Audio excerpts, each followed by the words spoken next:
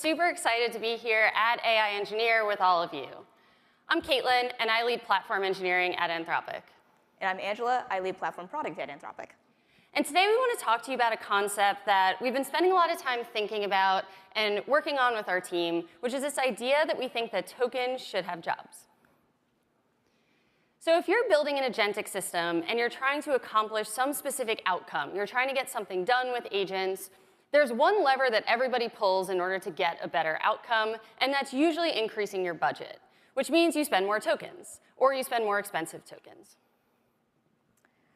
But we've been wondering, is that all there is? Underlying this assumption of using the budget is this kind of implicit perspective that every single token is basically fungible. And we've been wondering, is that actually true? Are all these tokens actually fungible?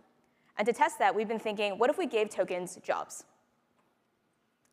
So if you think about the way that you would normally set up an agent to go accomplish a task, you give it that task, you give it this token budget, and then all the tokens that are being spent are basically indiscriminate in the sense that they're all doing one job. They're just executing.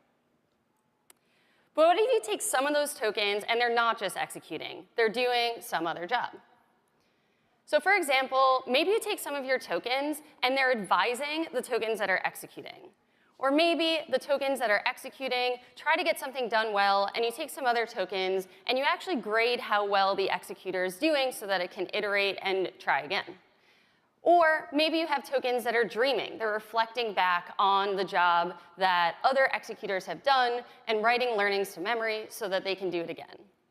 And what we call each of these, if you take some tokens that are executing and some tokens that are doing some other job, let's call this a strategy. So let's go take a look at the first strategy, the advising strategy. Here, we're splitting up an executor and an advisor. The executor obviously executes, but crucially, they can call out to an advisor for advice. And then they can take this advice and figure out if they're doing the next step correctly.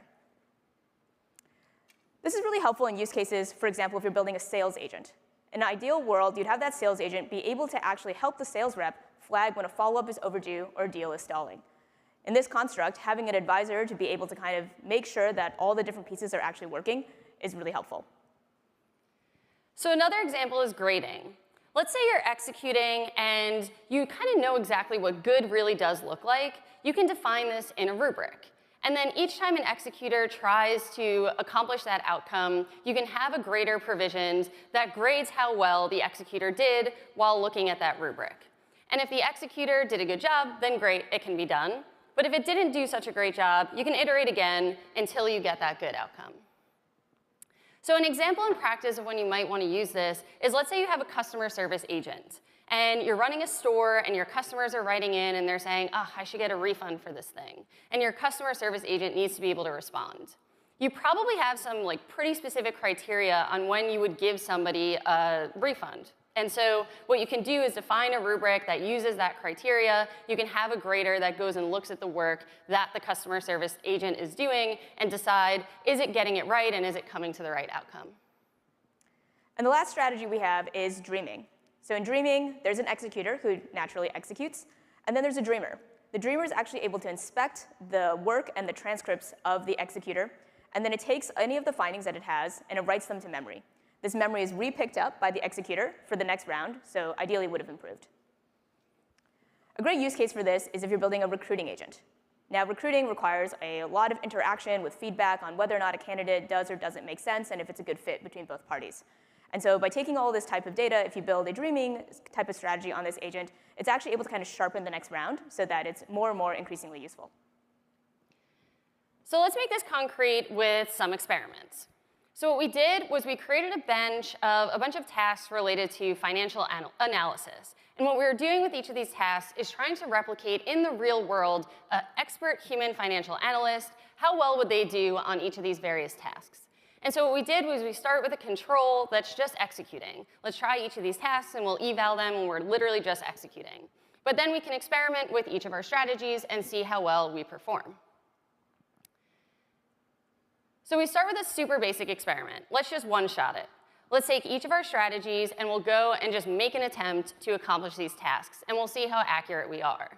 And so you can see here with executing, it didn't do so well, 15% accuracy. But because it was just a one-shot, the strategy got to choose how many tokens it would actually spend on its own. And so you can actually see that execute decided not to spend that many tokens, only 39,000. And as we go into our larger strategies, our more complex strategies, we did choose to spend more tokens, but we did a better job. So this isn't really telling us much because, sure, Dream did really, really well, but it used a whopping 600,000 tokens to get there. That's right. So in order to actually figure out if varying the jobs produces any alpha, what we need to do is hold the budget constant. And to do this, we're going to take Dreaming's budget, that's 600,000 or so, as the maximum budget that is fixed across the board. And we give every single strategy this budget in order to analyze how well it's performing. And as expected, again, if you give a lot of strategies more budget, you are going to see performance increase across the board. So execute went from 0.15 to 0.76. Advise and grade went from the 60s to closer to the 90s. And that's, again, expected, given the fact that if you give things more test time compute, they should generally perform better. But if that was the only thing that mattered, we should actually expect to see execute, advise, grade, dream actually all be at the exact same level, given the exact same token budget. But what we're actually seeing is that there is an alpha, or there is a difference, and therefore an alpha for us to exploit. If you look at execute at the exact same budget level, it gets to 0.76. But advise is at 0.89. So while a minimal, it does exist, and so there is alpha for us to take a look at. Now, we decided to take a look at this analysis from a completely different lens. And as Caitlin mentioned, we're doing this bench for a very complex set of financial tasks in the real world. And we wanted to analyze the usage of agents with actual experts. So if we look at a financial analyst expert, right, the kind of tasks that they need to do with an agent is that they're giving it something very concrete, like let's say make a P&L, and then they're getting the result back. Now, if that result is 80% accurate on a bench that sounds great, but in reality, what that means for that expert is they have to go back and recompute that P&L themselves, or alternatively, send it through another run. And that's because in this kind of domain, for this kind of task, if you're not 100% accurate, it's actually not useful. You cannot make up an income number, or you can't make up a cost number, right? You have to make sure that it's 100% accurate. So with this lens of the real-world consequence associated with this domain, we needed to recompute our experiments and score them a bit differently. Crucially, we needed to make sure that our experiments had this kind of construct, where if it was scored perfectly, we'd actually give it a pass, and if it scored anything less than 100% on that kind of task, we would actually mark it as a failure. So let's look at a different cut of our data from our experiments with this lens, where we're looking for this perfect run, 100% accuracy pass. And let's look at what % of the time each of these strategies was able to achieve a pass. So we've got execute down at 42%, and we've got our more complex strategies doing a bit better, up to 75% accuracy. And again, this doesn't necessarily tell us a ton because each of these strategies might choose to use different budgets over time, right? So what we did here was we fixed the budget and we said, within a fixed budget, how well do each of these strategies perform? And so what really matters to us, actually, is if you're trying to get this perfect answer and you're in the real world, you're running a business, what matters to you is the cost to you to get to that perfect answer. And so one way we can think about this is we had our execute strategy, for example. The execute strategy, around 40% of the time, will give you that perfect answer. So on average, you can expect to have to run it 3 times, and you should hopefully, sometime in those 3 runs, get a perfect answer. And as we talked about earlier, we fixed our budget to that highest token budget strategy, which was 600,000 tokens. So if you spend 600,000 tokens in each individual run, you have to run approximately 3 times. You can expect, on average, to have to spend 1.8 million tokens with the execution strategy to get to your perfect answer. And so if we take this analysis and run it across the board against all these strategies, this is actually the true cost it took in this domain for that agent to be useful for that strategy. So as Caitlin mentioned, for execute, which is our baseline, this is going to be 1.8 million true total token cost for you. But advise, grade, and dream are showing us a bit of difference. Crucially, advise and grade are actually quite token efficient when you think about the actual usage of the end output of each of these agents. So what does this mean for you as a business? Well, it actually really depends on what kind of thing you want to optimize for. And it's going to vary, right? There's going to be businesses who say, actually, for me, the most important thing is to be really token efficient. In that case, you should probably pick the advise type of strategy in order to solve for that particular domain in which you want to optimize that. There's going to be other areas or other businesses where you're going to say, I'm not going to care so much about token efficiency because what I really care about is reliability of that answer. And so I need to maximize the percentage of runs in which I get that perfect answer. In which case, you would actually pick completely different strategies. You'd probably lean towards grade or dream. So if you take away one thing, the thing we want everyone to think about is this idea that tokens are not fungible. You can use your tokens to execute. You can brute force your way through your tasks, and you can throw more budget at it. But if you get really smart about having your tokens do these different jobs and try these different strategies, you're very, very likely to be able to get a better outcome for the task at hand within a fixed budget. And so let's talk a little bit about how we actually build strategies and how we bring this to life. So we've done a lot of work to create a really excellent harness for individual agents. And if you see this picture at the bottom here, this is actually the architecture that we've used for Claude Managed Agents, which is our agentic solution that we give to you within the Claude platform.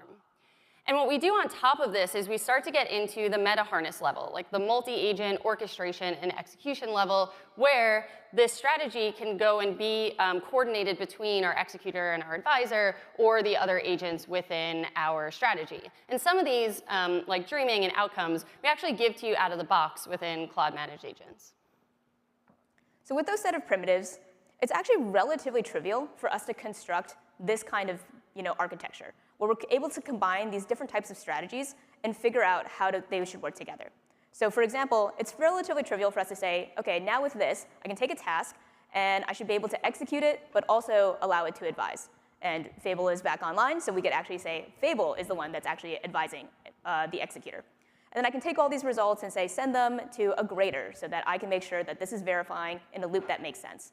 And if it passes, that's awesome. I want to send all of that stuff to dreaming and make sure that my next run is better than ever. And of course, you don't have to stop there, right? If the right primitives are there and the right coordination is there, then you can actually construct really complex setups that fit for all the different types of dynamic problems that you have. You can invent these kinds of large-scale architectures, again, very trivially. And you could also invent completely new jobs, not just the ones of the pieces that Caitlin and I have presented in this conversation. So a big goal that we have over time is to get our models better and better and our platform better and better at dynamically constructing these strategies for you as you're doing work. But in the meantime, as we're working our way there, we would love for you to continue to think about this idea that you should give your tokens jobs, and you should use different novel strategies by combining these primitives in order to get the outcomes that you want for your tasks.